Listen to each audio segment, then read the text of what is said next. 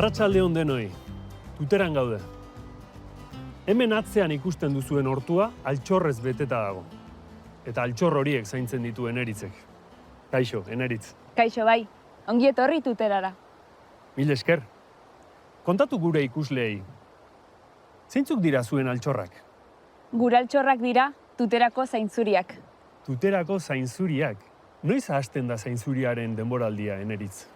Normalean, martxoaren amaieran hasten da. 3 hilabete irauten du. Ekaina bukatu arte. Eta denboraldian zenbat kilo biltzen duzua? Tira, urtearen arabera. Normalean, 10.000 kilo inguru. 10.000 kilo? Hori da zainzuri pila. Bai, baina denak agortzen dira.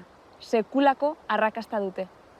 Denboraldia bukatu eta gero ere, zainzuriak jan daitezke, zorionez? Bai, zainzuriak urte osoan jaten dira. Izan ere, denboraldia amaitu ondoren, kontserban gordetzen ditugu. Eskuan duzun poto horretan ikusten ditut batzuk. Bai, hau da gure kontserba potoa. Utziko didazu bat probatzen? Jakina, hartu lasai. Jaun Andreok, tuterako zainzuria! Moztu! Zer gertatzen da? Peio, mesedez. Zainzuriak ez dira horrela dastatzen. Zainzuria dastatzeko aurrena gora igo beharra daukazu eta gero ahora jeitsi.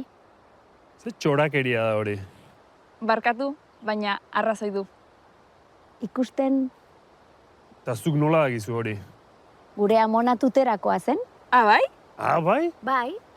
Eta oso txikia nintzenean erakutsi zidan nola jan behar diren. Konforme, eh? Nik ere ikasi dut. Horrela, ez da? Peio, Ze? grabatu egin behar dut. Barkatu. Tira, goazen berriz astera. Barkatu Eneritz, hau da, hau pazientzia. Lasai.